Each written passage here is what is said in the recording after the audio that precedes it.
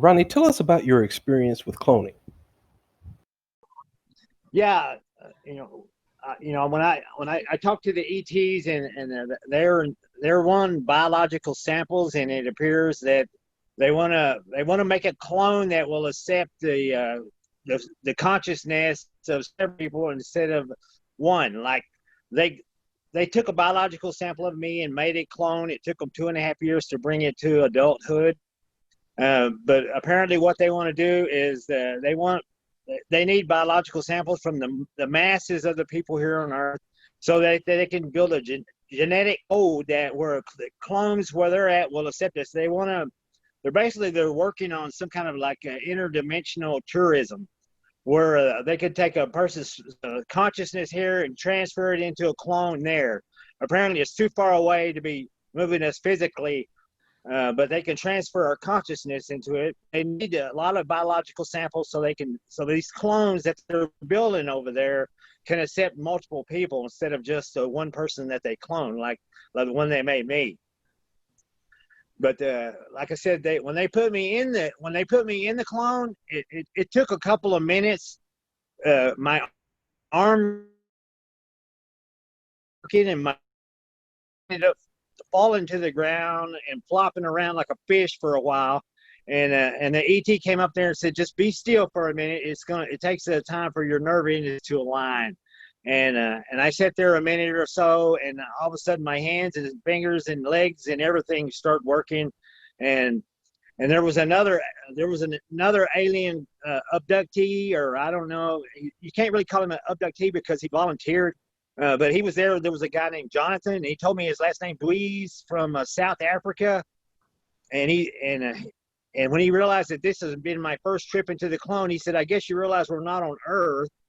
And I looked around and I said, "Well, I said I seen they had these houses like 1950s in the U.S. and they had this. It was there was these green rolling hills with grass, and the lawns were manicured, and they had white picket fences all around them, and every house seemed identical, and it was like some alien planet."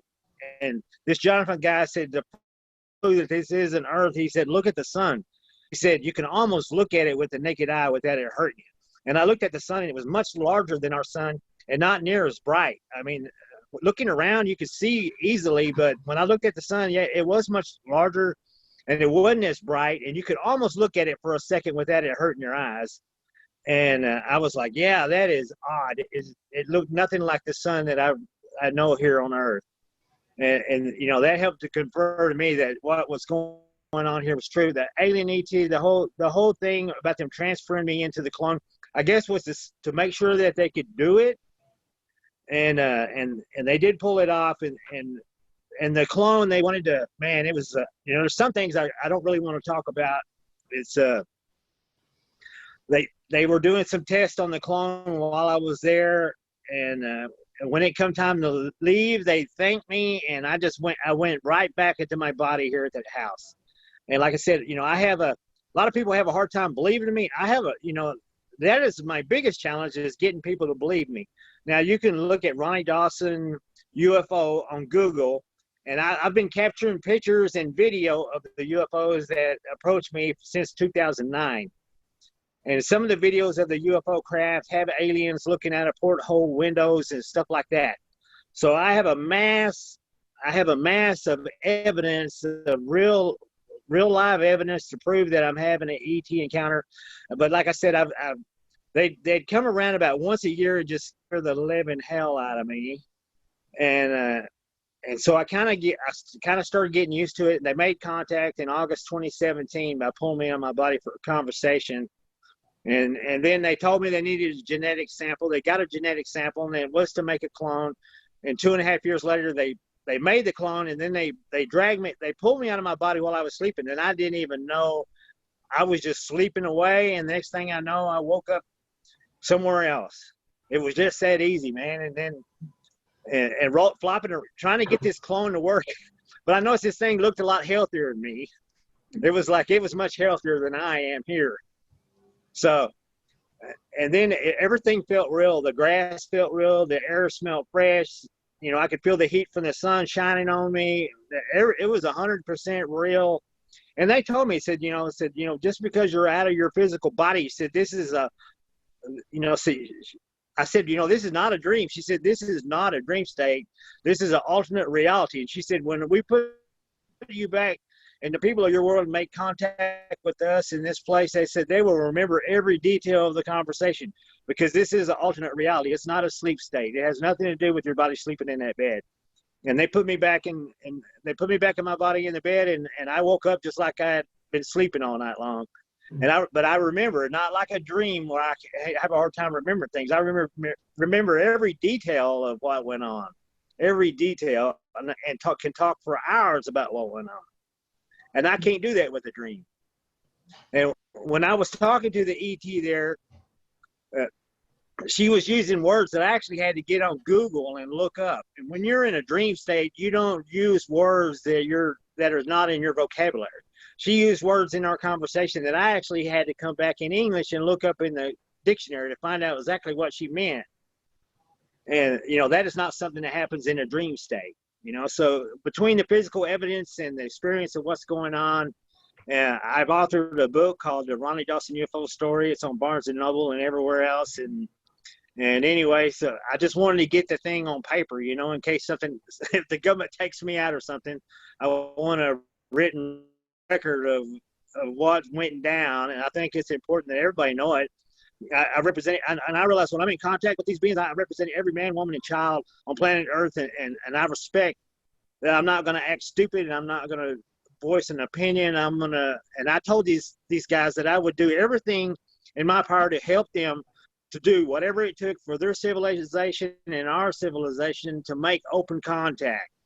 And I had no idea where that would lead me.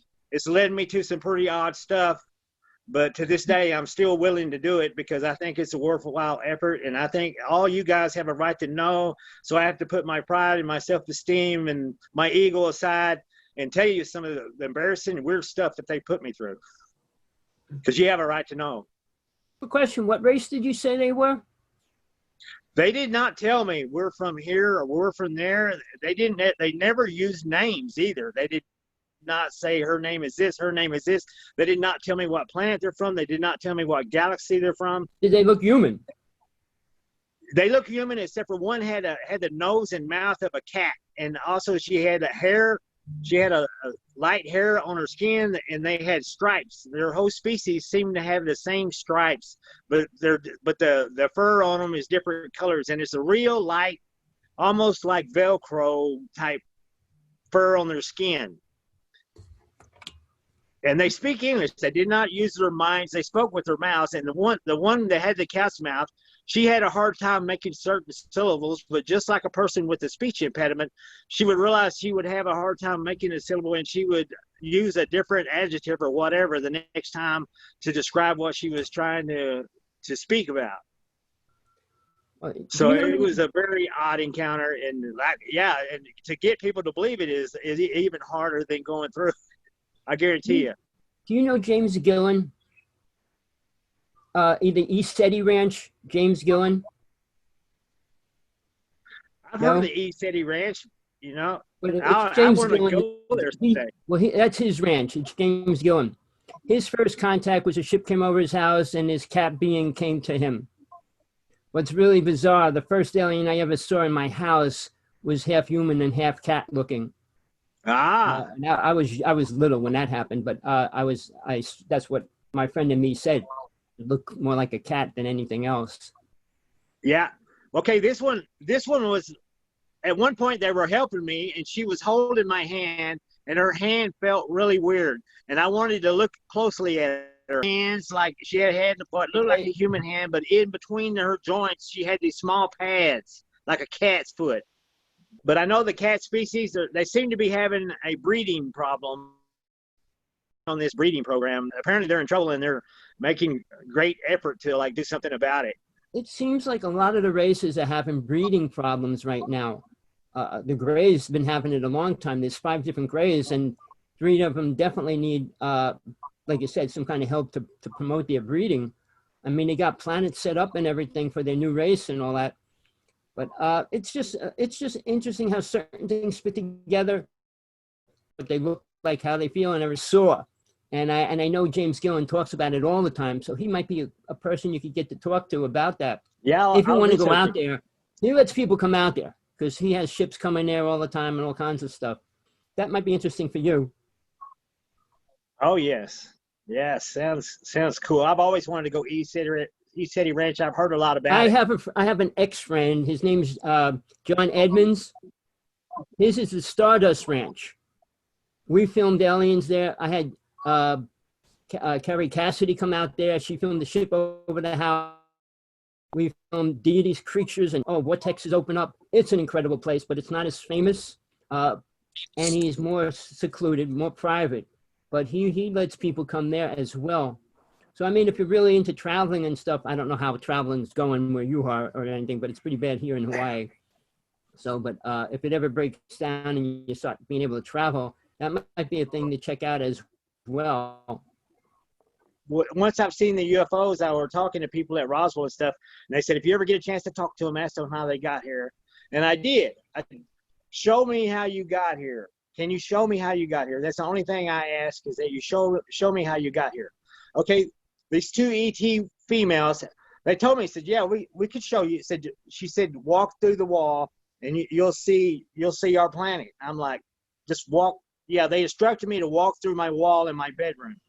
And I didn't know. I was going really slow, and they were going, you'll be all right. You can move through solid matter. Just go ahead. You'll be fine. But right there's a picture hanging on the wall, and the glass of the picture was hitting me right in the face. And as I was pressing against it, I had this fear that the glass would break and it would cut my face. So I was going too slow, and the ETs seemed to be pissed off about it. They were saying, come on, hurry up, And I moved through the wall, and actually inside the sheetrock wall, I felt the stud. The stud hit me on the right shoulder, and I could feel the stud passing. I had to struggle harder to get through the stud. You can't just move through it like smoke. You have to struggle through it. And I could feel the sheetrock in my stomach, and it's a terrible feeling because my whole life my stomach knows what it's like to have my guts in it. And as that sheetrock was passing through my body, it felt really uncomfortable. Didn't hurt, but it felt like you wouldn't want to just stand there. It felt very unnatural, uncomfortable. So I moved through this thing, and I felt and I actually got a stud finder, and there is a stud right there where my shoulder went through the wall. Afterward, I checked this out. I put a video on YouTube. I have a Ronny Dawson YouTube channel, and the video of where I went through the wall and the stud in the wall is right there on the YouTube channel. And a lot of the videos that are recorded in the pictures and stuff like that are on my YouTube channel as well. So, but anyway, when I walked through the wall, I think they intended for me to look through the wall, not walk through the wall. But when I walked through the wall, I fell into outer space off some planet. And I was in zero gravity, and I was doing this slow forward flip, and there was this alien planet off to my left. And in the sky of this place, you could see the galactic center of some strange galaxy, God knows where. There's a black hole in the middle of this galactic center, and you could see the stars being pulled into it in their sky. And it was amazing and scary. And I looked at the planet, and it had like 3 major continents. I could see thin oceans, and it didn't have snow in the North and South Pole. It had more like a frost. And it had an area of what looked like forest, and it had a huge area that looked like desert. And they told me that the area that looked like desert had been destroyed in a war. They were attacked by another species, and they said they found us because our nuclear testing sent light and radiation off their planet, and it freaked them out because they had been attacked interdimensionally before. And so when they checked it out, they found us, and they thought that maybe we were in some kind of alien alliance with the bunch that had attacked them, and they were very cautious about who we were. And they've been checking us out for years. And they also warned me. They said, we have defensive countermeasures. If your nuclear testing sets off our defensive countermeasures, it's not going to go well for your planet. And we do intend on telling your government this once we make contact. So, it's like they're good, but they're not all good, because they warned me, our testing could set off their countermeasures, and it would mess us up.